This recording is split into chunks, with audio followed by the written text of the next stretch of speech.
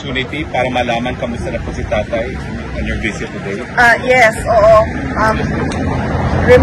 Ni-remind kami no, ng detention unit na merong kailangan sundin na mga conditions sa visit. No? So from now on, bawal kwento kung ano yung mga nangyari sa loob at ano yung mga pinag-usapan sa loob. I can only say na, yeah, President Duterte is still alive. Yan lang po, hanggang dun lang po. Kasi bawal po magbigay ng mga information na pinag-usapan sa loob. You're the one who owns the stroller? Ha? Ikaw? Charlie. Ay, ikaw! Ay, mayroon pa palang mas maliit. Kapasilan. So, but even at 2, his health, wala pong malita. We're not allowed to give updates. Okay. Anyway, but kayo, VP, will you be here during the hearing on the 23? Inaayos pa namin yung schedule namin, so hindi pa namin alam kung sino yung makakarating sa September 23 para sa confirmation of charges. But likely, merong relative na darating. Sigurado yon kasi kailangan talaga na merong, sabi ko sa kanila, kailangan talaga na merong bumibisita sa kanya whenever allowed ng detention Nagtatanong lang po yung mga taga-Japan, meron daw silang big gathering sa 2021 and they want to know if you can join them also in Japan. Oo, nag-confirm naman na kami sa mga organizers sa Japan, led by Sir Berwin.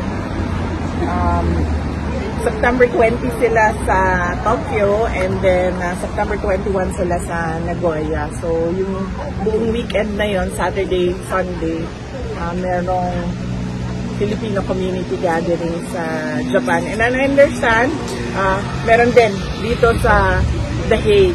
No? And likely, marami din sa loob ng Pilipinas. Well, on another note po, nagtuloy na yung pagdinig ng flood control program at sa Senado at nag-anunsyo na magpupuo daw ng independent fact-finding committee sa flood control. Your thoughts? Well, sabi ko nga, lagi, too little too late yung administration.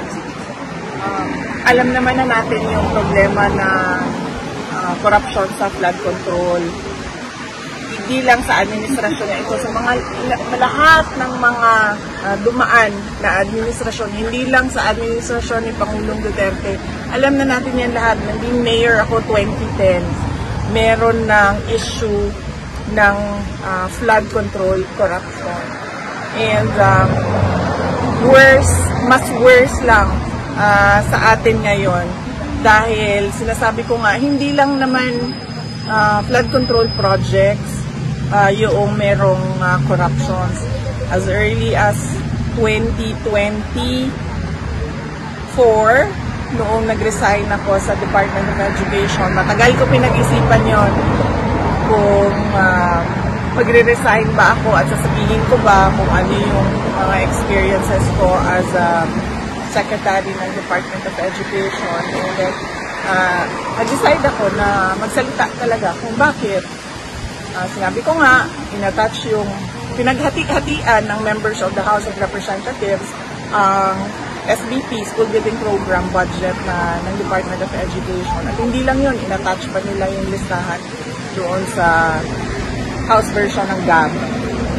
Pero, and alam yun ni President Marcos, BBM, alam niya yun, kasi tinake up din yun during a meeting in Malacanang. Pero, he looked the other way.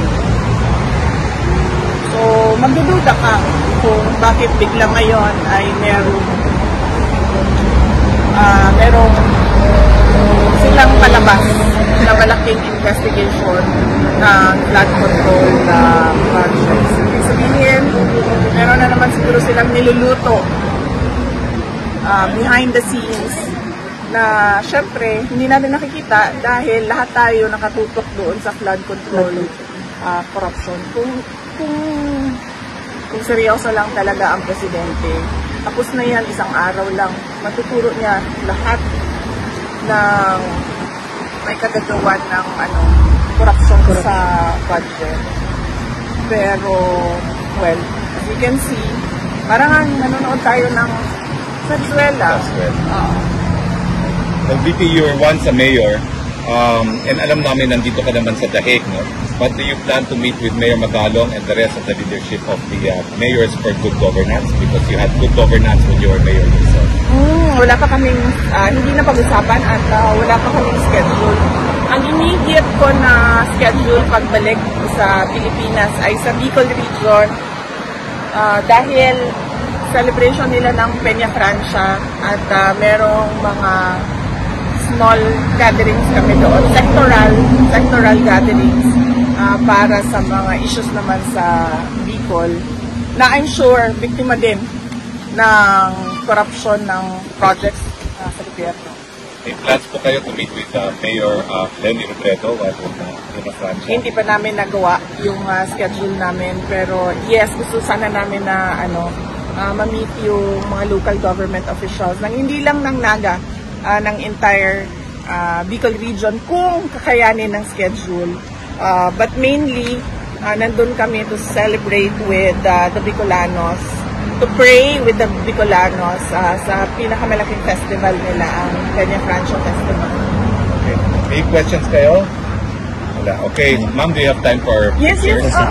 Please, go ahead.